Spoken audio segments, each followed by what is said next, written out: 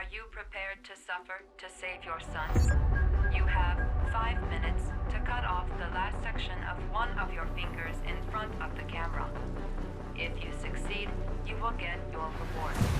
Mr. Mars, can you confirm that your son has disappeared? Do you think your son is still alive? Do they think it's the origami killer? But it is a possibility. My name is Scott Shelby. I'm a private detective. I'm investigating the case of the origami killer. My name is Madison Page. I'm a journalist. I suppose I like to play the guardian angel. Agent Norman Jaden, FBI. Tell me what you know. Ethan Mars has had psychological problems since his first son died. Feels responsible for his death. After one of our usual sessions, I found this on the floor. He must have pulled it out of his pocket. It looks like we got our origami killer. I want you to assign every available man to finding Ethan Mars, so that if he moves, we know about it. Is it true? Are you the killer, Ethan? The killer is walking around free as we speak. Ethan Mars is innocent. I can prove it.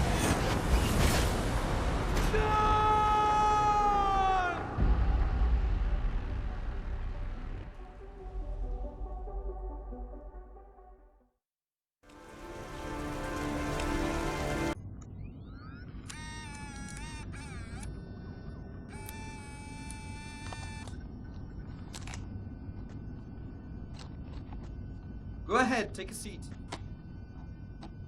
Can you give me your name and your age, please? My name is Mary Smith. I'm 24.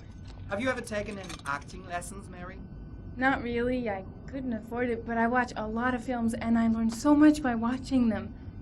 Have you shot anything recently? I've had a few bit parts, little things here and there, nothing very serious for the moment. I'm always too tall, too short, wrong hair. There's always something wrong with me. Okay. Have you learned your lines? Yes. Let's get started. Mark it, please. Casting Heavy Rain, actress Mary Smith, take 1. And action. The first time I saw you, I knew you were the one. I thought these things only happened in the movies, you know? The pounding heart, the sweaty hands, and the shaky legs.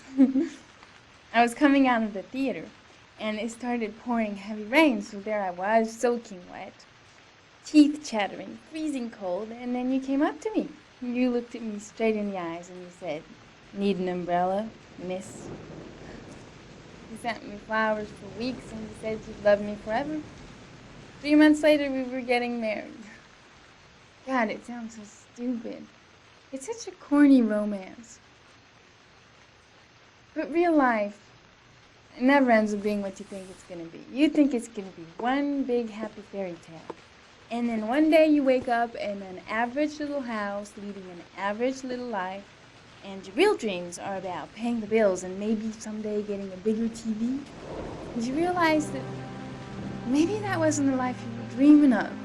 You realize maybe things could have been different. And maybe I actually could have lived with all of that, but then one day it all just stops. Starts with something small. A little lipstick on a collar, a few nights when you come home a bit late. At first I tell myself that I'm crazy, that you would never do such a thing. But just to ease my mind, one night I follow you as you leave the office. I follow you to the CD hotel where you meet the girl. And then my whole world falls apart.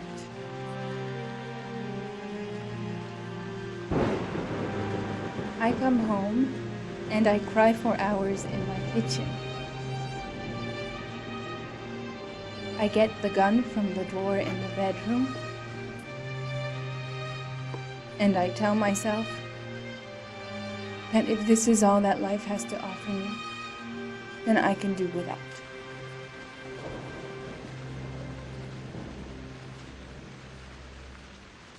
But then I change my mind. After all, I'm not the one who's cheating. So, quietly, I wait for you to come home, sitting in my average little kitchen. Obviously, when you get home, you don't suspect a thing, so I press the fucking gun against your forehead and I take a few seconds to watch the fear grow in your eyes. You tell yourself, she won't do it, she doesn't have the guts, she's just trying to teach me a lesson. But you are so wrong, honey. I sentence you to death for turning my life into a soap opera cliche, for stepping on my dreams, for not giving a shit about me all those years and for lying to me and betraying me and humiliating me. I'm making an example out of you for all the assholes out there who think they can keep on fucking us over and over. Goodbye, my love.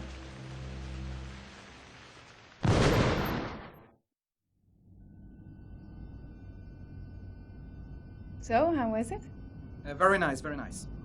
You think I might stand a chance? Someone will get in touch with you and let you know. She wasn't too bad, huh? Doesn't matter, she's too tall for the part. Next!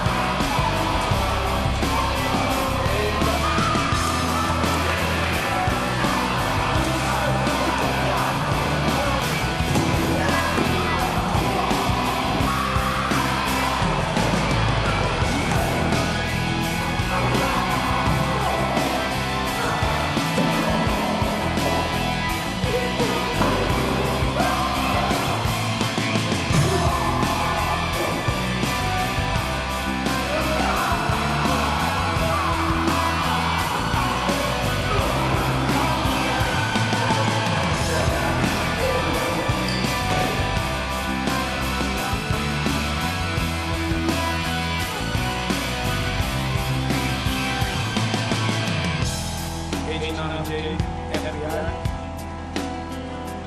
You got a badge or something, Mr. Jade? Yeah, of course.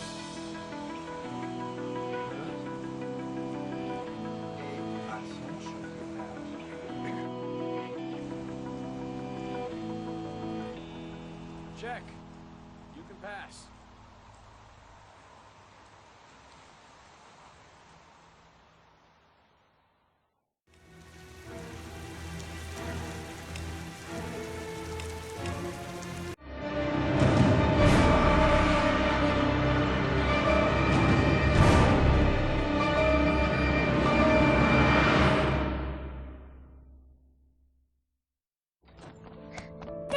Hey, take it easy, you're gonna knock me over. So this is your big day, huh? Am I grown up now? 10 years old, that's not exactly grown up, but you're getting there. So, could you just give me a name for the camera? My name is Pascal Langdale. What is the text that was given to you? I have Norman, Jaden, and Ethan as well. Sean may be dead in a few hours. He wants to test me. He wants to punish me for Jason's death. I'm the one who should have died. I wanted to save him. I would have done anything to give my life for his, but I couldn't. Not a day goes by that I don't see his face. Now Sean has got nothing to do with that, nor do any of the other children. This has to stop. You've got to hand yourself into the police. Look, if I hand myself into the police, I lose all chances of finding Sean. They'll question me, but I won't be able to tell them anything because I don't know anything. I don't know what happened. Ethan, you may have killed those children. You don't know what you're capable of. You must hand yourself in. I have to save Sean at all costs. He may be a prisoner somewhere, and I'm the only one who knows where. If I have to face up to all these trials to prove to myself that I love my son, then I'll do it. Ethan, it's crazy. You have to hand yourself in. I'll hand myself into the police when I have found Sean. Now, don't... Promise me, you won't inform on me until I have found my son. Recent report indicates that the police are now treating this as another kidnapping. Obviously, Hello there, time is running sweetheart. out fast for the What can I do investigators for trying you? to find the child. I'd like a room. I'm Michael Nettie for ICN. For you? Anything. That's for sure. I'm 25. I've been modelling for 5 years. I didn't mean to get into modelling at all. I was scouted on the street. I was shopping with my mum. The last time I saw him, he was watching a convoy of trucks going by. I was about 50 yards away. And he suddenly turned and looked at me. Locked on my eyes. And I didn't realise what was happening straight away. I heard cries from behind me. Everyone started running in slow motion. I just remained motionless, locked on his gaze. I hadn't noticed the detonator in his hand. Your vast experience hasn't prevented 8 victims from being murdered. Fucking asshole! Blake, if you've got a better plan, I'm willing to listen. Don't be shy. I'm all ears. Yeah, Leon Ockenden, PFD. Can you tell me a bit about what you've done recently? The last thing I did a thing called Richard the Lionheart for the BBC. Corda confessed. You beat him all night to make him talk. He would have confessed to Kennedy's assassination if you asked him. Your confession is a heap of shit. Corder is not the origami killer. He's a sick child killer, but he has nothing to do with the disappearance of Sean Mars. We have lost time for nothing. And all this time it continues to rain. According to the weather forecast, we've got less than 12 hours before we reach 7 inches of rainfall. And we haven't the remotest idea where Sean Mars is. Excellent. I bought 10 minutes of your time, didn't I? All I ask is that you use that time to answer some questions. So, this is where you work? Disappointed? No, it's just very different from what I imagined. How do you become a private eye? Well, I was a cop for 20 years, and one fine day my wife decided to run off with, so you should see all the faces of the husbands when they first discover that I know that they have a mistress. It's like a little kid, their hand caught in a cookie jar. You know, I could have tripled my salary. You know, if I accepted everything they promised me, just to keep quiet.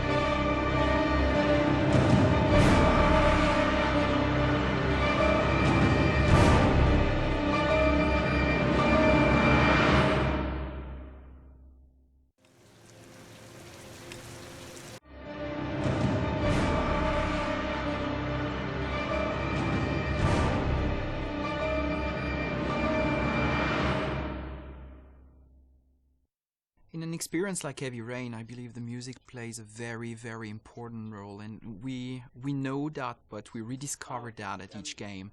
And actually, we believe that music is probably about 50%, if not more, of the impact of the images.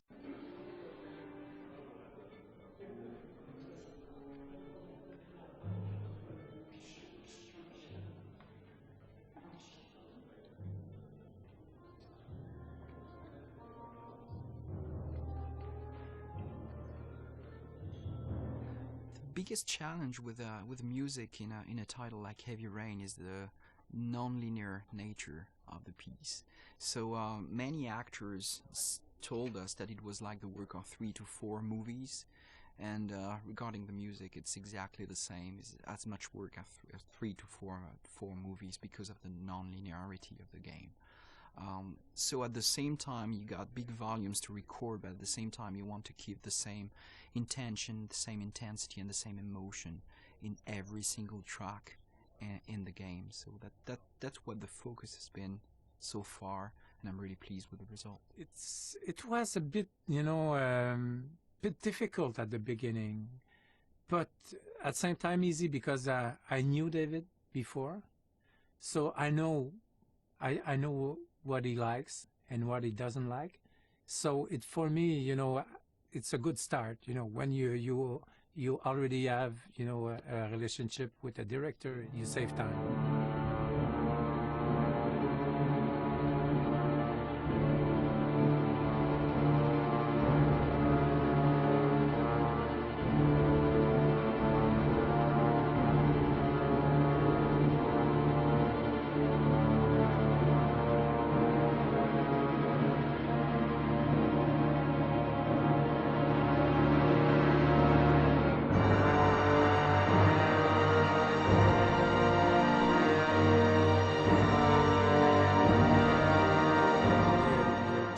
Not to build something that is not there.